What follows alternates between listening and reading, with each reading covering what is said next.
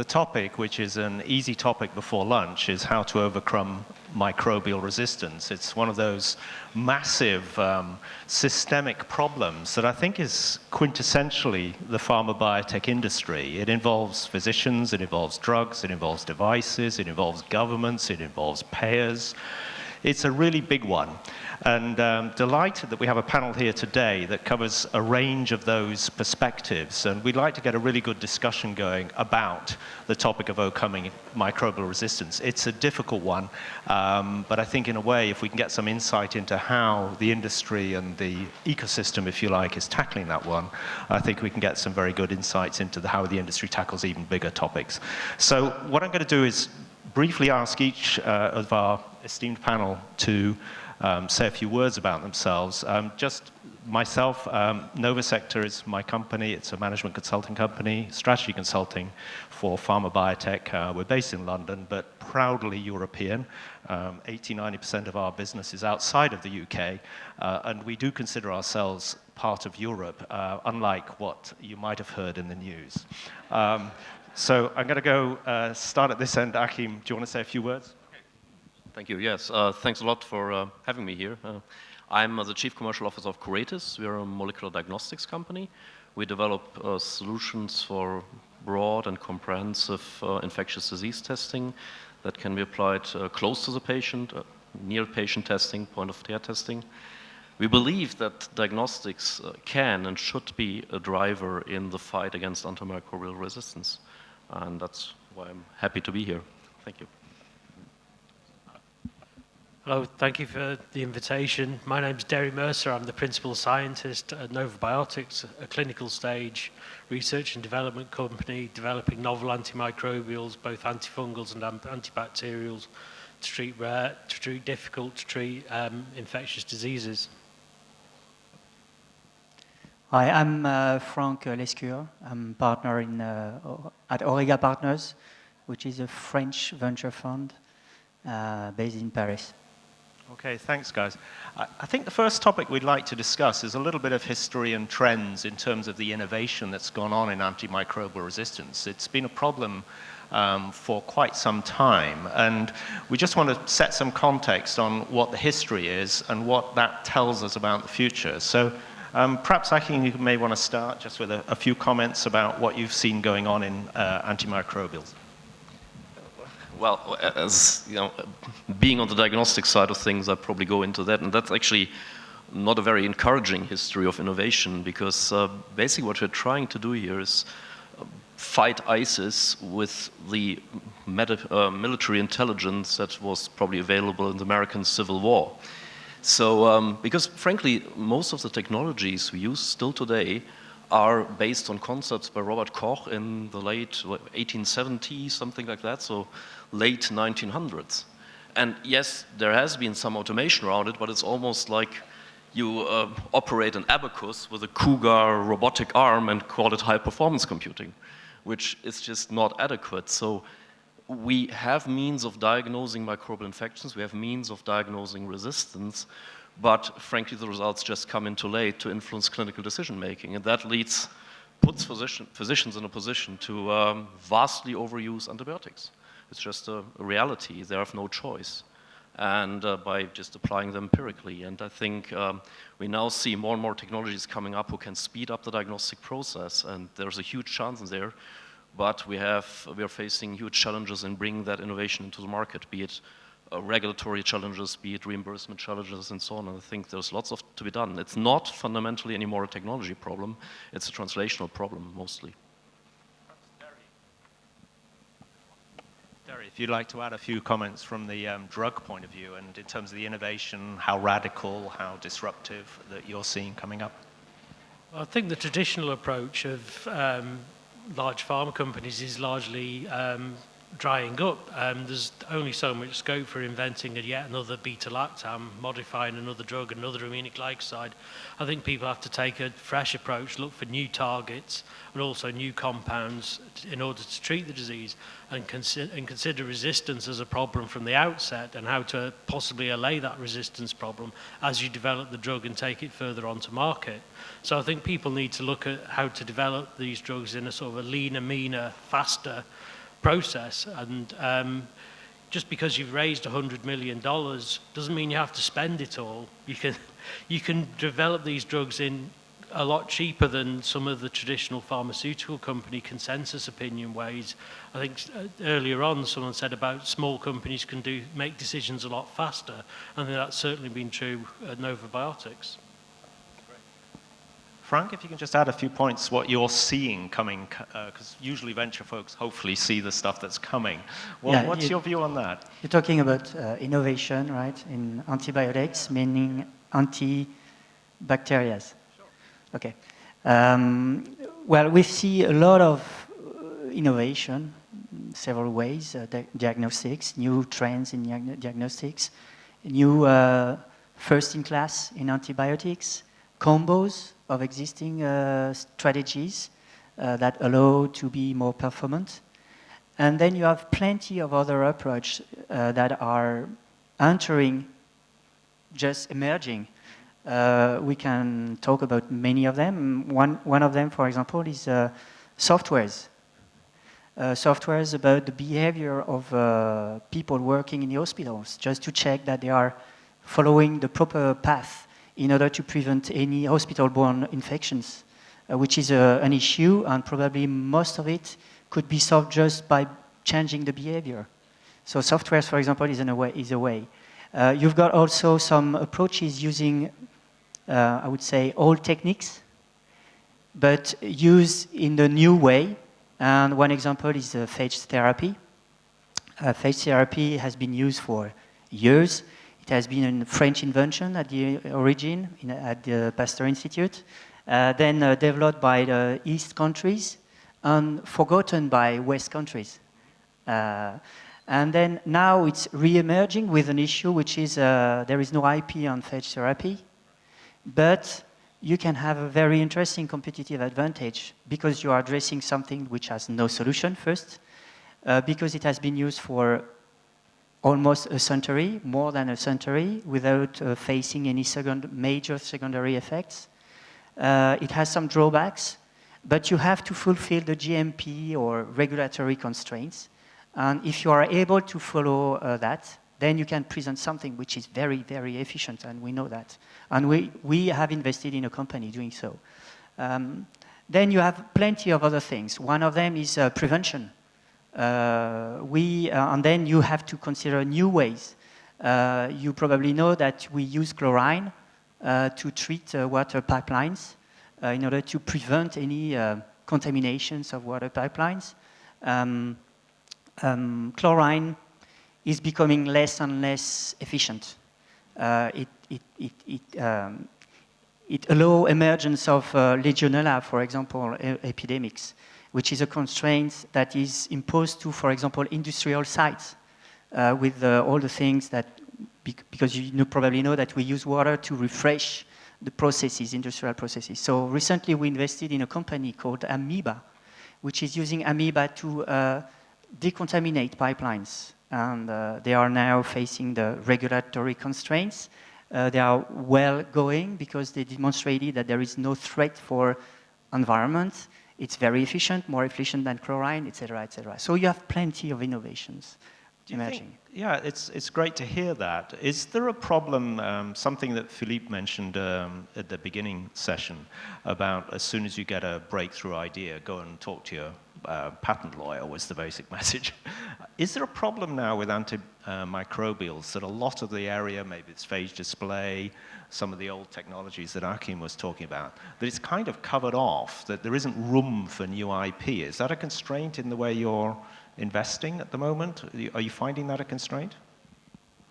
Well, as soon as people have a brain, they can find paths that didn't exist previously. And so I must say that we didn't face this difficulty, except for long existing technologies like phage therapy or serums, for example.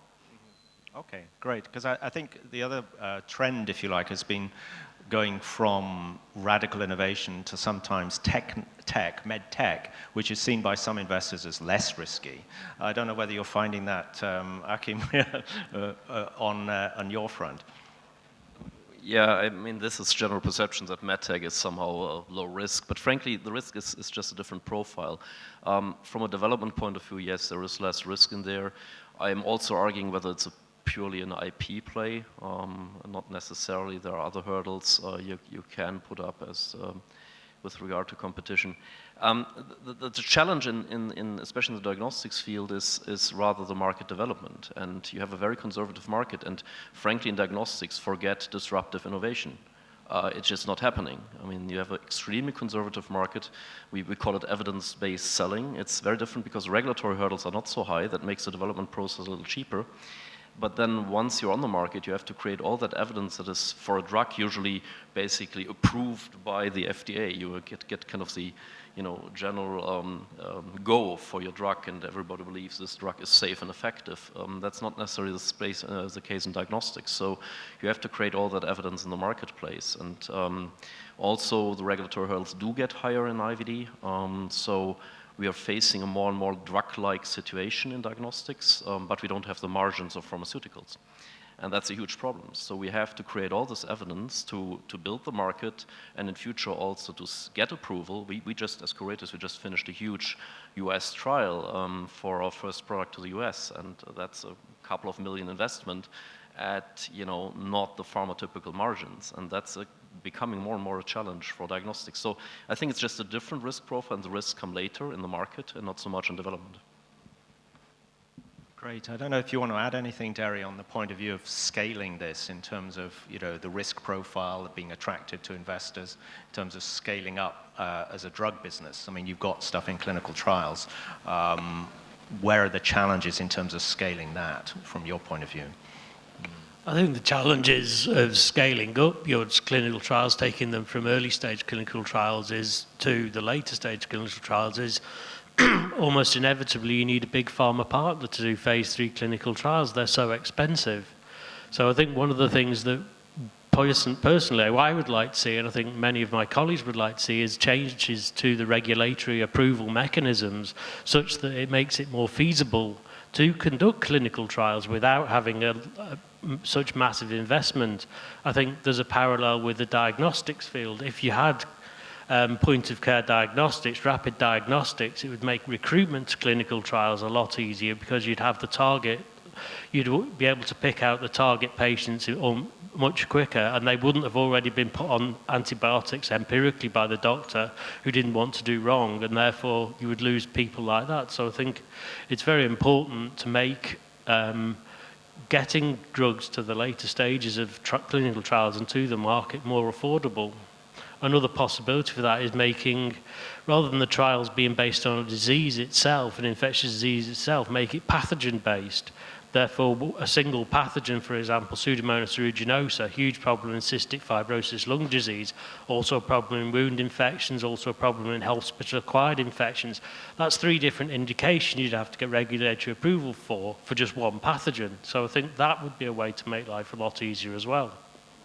It's a great point, because I think there need to be incentives at some level, whether they're through regulatory or through government. And indeed, there was the Jim O'Neill report in the UK about stating it was a very global problem to incentivize. And the controversial part of that, I guess, was to say that the pharmaceutical industry should be paying for play or pay, in a sense, a concept that you either play in antimicrobial resistance or we don't give you tax breaks. And it'd be interesting to see whether you think that the big pharma and the pharma world is going to adjust towards that kind of global system of incentivizing. I don't know, Frank, if you've seen when you get to exit of some of your companies and you're looking for big pharma partners, presumably, for some of your biotechs, whether you're seeing an appetite in pharma for this area of antimicrobials, whether that's come back at all, and whether they're taking on this challenge.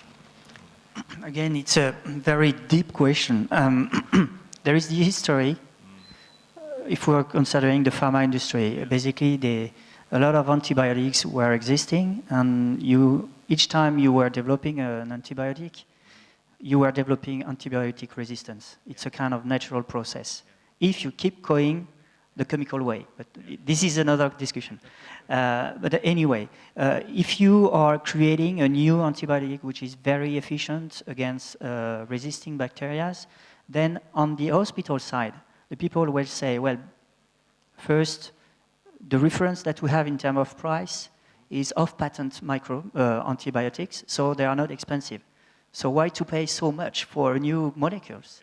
First problem. Second issue is that if it is efficient, and it will probably, if it will probably push for emergence of resistance, then we should not use it too much. So then let's put that in a store and not use it. So for the market perspective, it's a disaster. So then for a long time, the pharma industry adequately considered that it was not a market. Then now there is emergence of resistance, and there are a kind of a political crisis, threat of resistance. Then there are some things existing. For example, it's not bacteria, but Ebola crisis, it's a virus. And you could see some emerging thing, and they were already existing, but we rediscovered that they are existing. It was accelerated path to market authorization. So you could have, in this period, which was a period of 1-2 years maximum, so it's very short, you could have a market authorization in 1 year by doing clinical trials which should not be authorized, but there was a kind of urgency for doing that. And then you've got other regulatory process like temporary authorization that are also helping to have accelerated thing. One example, phage therapy, you could have agencies, and it's going on, asking for temporary use of phages because we know that there is no toxicity. We just have to use it because we have a need right now. So you could have that. So this is another thing that is existing. And then there is a third thing which is existing. It's what the states are doing. So the GMO nail, you have to be very careful because it's for UK. It's not for France, so there are some differences. But anyway, in the States, for example, there is the BARDA, B-A-R-D-A, which is something under the authority of the Ministry of Health, which is raising $400 million per year to address citizen threats, not military threats. And they are paying for things to help development for things like antibiotic resistance, which are considered by the states as a threat, a citizen threat. And then you can have money with that. The equivalent doesn't exist in Europe yet. Not yet. But it's a great sign, actually, when I come back to the systemic problem, is if there's a political will, the money will find a way somewhere into the system. And if the US is taking that on now as a citizen threat rather than a military threat, you know, these things can happen. And I think they require the industry to adjust very quickly. And perhaps antimicrobials is an area where we're seeing some more of that, notwithstanding the regulatory problems that you were mentioning, Derry. I want to come back before we allow some time for some questions. Just come back to the topic of funding. It inevitably comes back to that with biotechs and pharma businesses and so on. And just talk about how you're going to get access to this government money that's supposedly out there in a commercial fashion, and whether the concept of grants or government interventions, as well as classic venture and public market investment, whether that mix is likely to change at all, and whether you're seeing any movement on that front. Yeah, thank you. That's a very good question, actually. You can spend a whole day on that. I think what we are seeing, and that's on a positive note, we are seeing that there are more and more grants in the space. They're more and more significant. They're more and more translational, which is very important. For years and years in Germany, for example, government would only fund technology development and not care about translation into practice. And that doesn't make a lot of sense. You know, basically, as a company, you're facing the valley of death before you ever reach the market, and you're never gonna bridge that, or it costs you a lot of money. Certainly, that's all fine, but frankly, I think we would have, is in the diagnostic space, and I can only speak for diagnostics here, I think it would be much more encouraging to VCs to invest in there if we had solved the reimbursement problem. Because in the end, it's all about, you know, is there a market? There's a medical need. We know that. The medical need is incredibly high. It's probably one of the highest medical needs we have at all. The only problem is there a market? Is there money to pay to address this medical need on a reimbursement level? I can tell you, a simple test, and I know a couple of companies, not us, it's not our focus, but a couple of companies who are working on a very simple test that a GP, a general practitioner, can use to decide is it bacterial or viral? And that would prevent prescription of the vast majority of antibiotics in ambulant care. So we would all agree this would be an incredibly useful test, right? Now I can tell you, this test would probably cost something like 30 euro or something. I can tell you, in Germany, getting reimbursement for such a test will take 10 to 15 years with unclear outcome. Now find an investor who wants to invest in that business model. It's very hard. So I think we need to get, I mean, I know that there, in other European countries, there are provisional reimbursement systems, like here in France, there is a very interesting provisional reimbursement for PCR-based testing. So there are different strategies here. I can just tell for Germany, which is one of the biggest markets in Europe, we have there's no really effective way of getting important innovation into the market. And with that, you will have a hard time finding investors. So I think it's better to work on that, and then the investors will come anyway.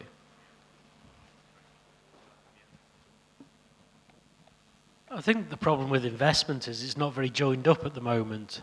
You can get investment for very early stage funding from governments to design and develop new antimicrobials to take them maybe to the preclinical level, but there's no real investment strategies to take that to the next level and the level beyond that.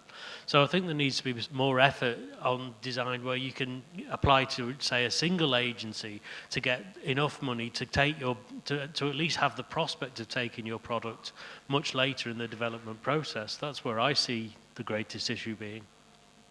Very interesting. I mean, in a sense, we have a fragmented ecosystem, if you like, and it's chunked up into the value chain pieces. And perhaps for something as big and systemic as this, that's an issue.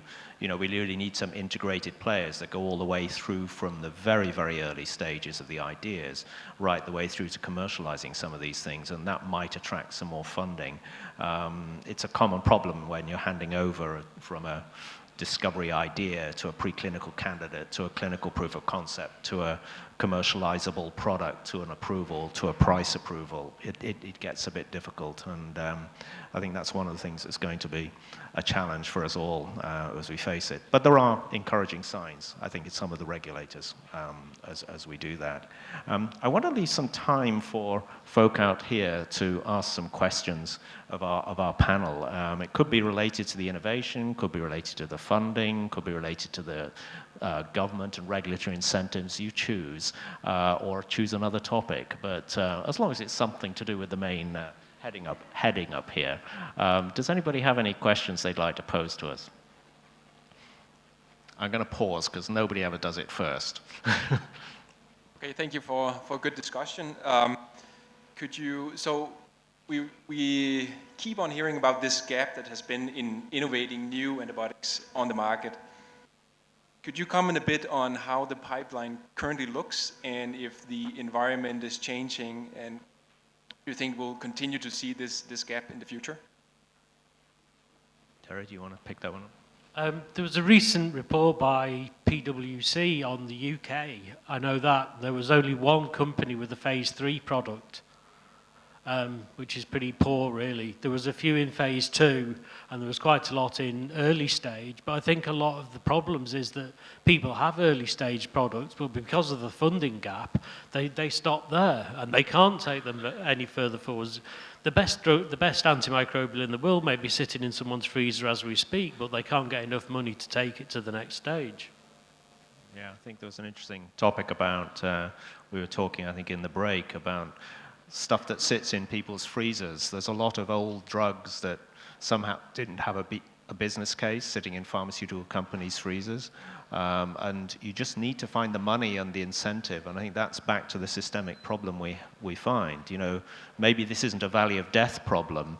That's the normal biotech one, which is sort of earlier. This is a different valley at the later stages.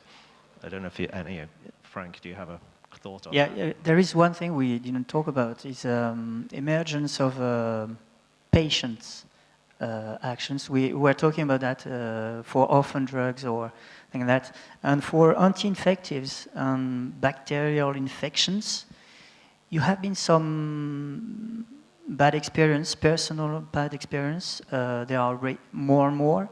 And you had some rich families who has been facing that.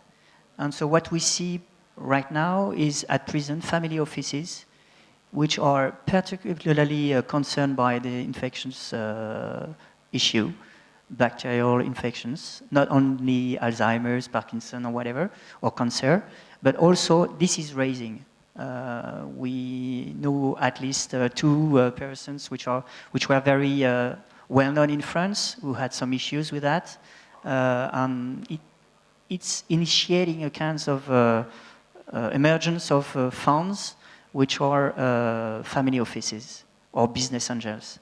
Well, that's great to hear. I mean, it comes down to the patients, and I think what we're seeing in rare diseases, as you say, with these patient groups, particularly in the US, very active, very knowledgeable, very professional, and in a sense, the antimicrobial problem is so huge that perhaps it's not as well defined, but there are some coming up, which is great to hear.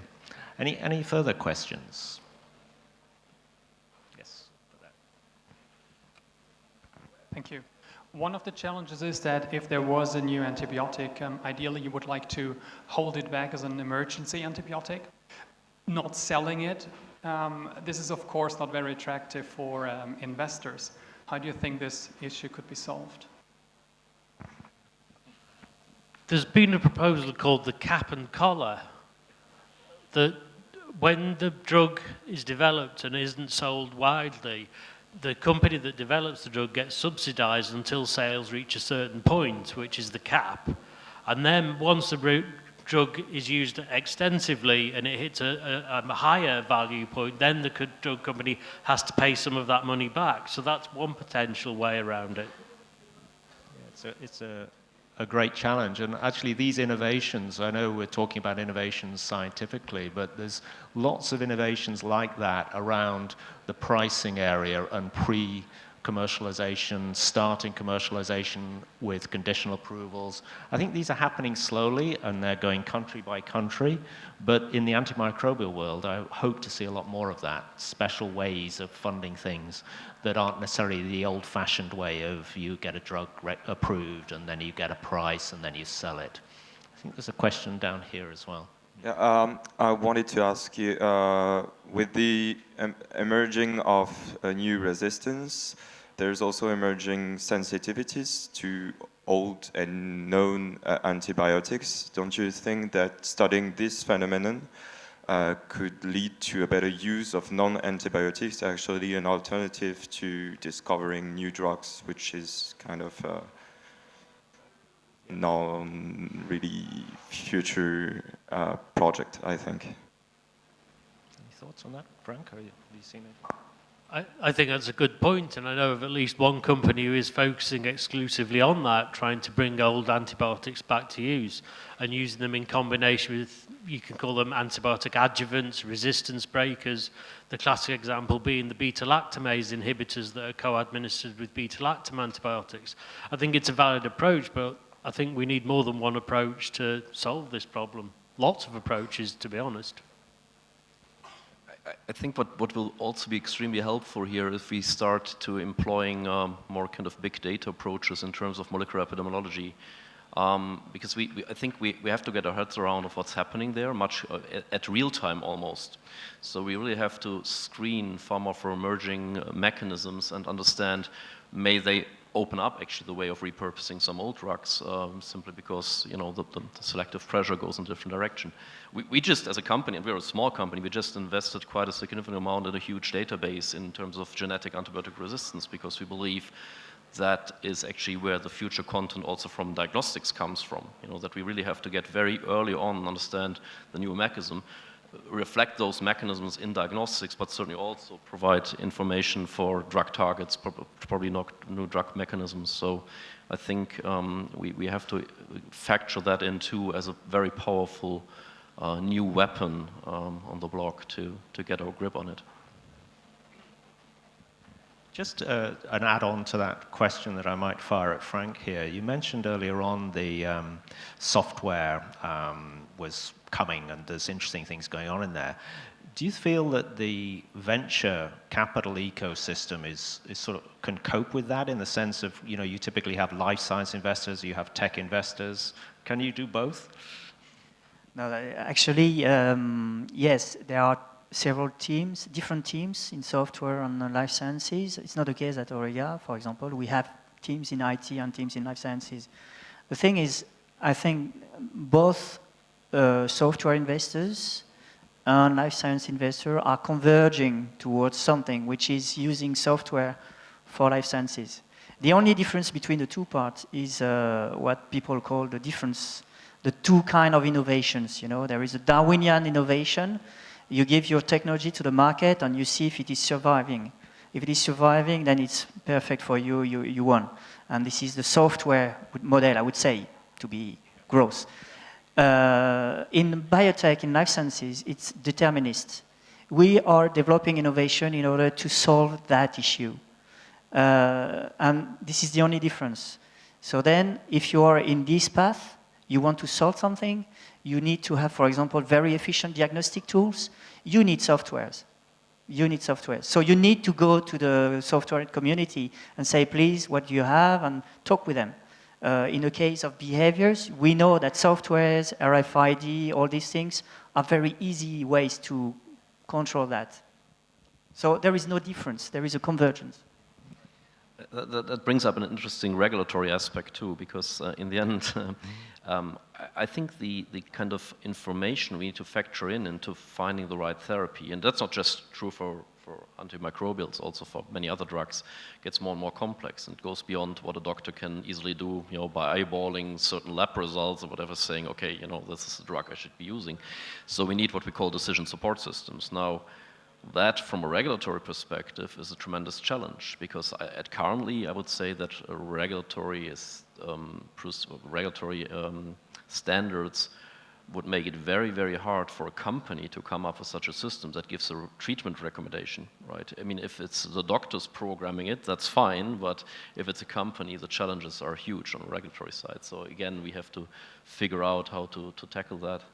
That's true. We had that with one of our company, which is developing softwares in medical imaging. Now the company is listed. It's Median Technology.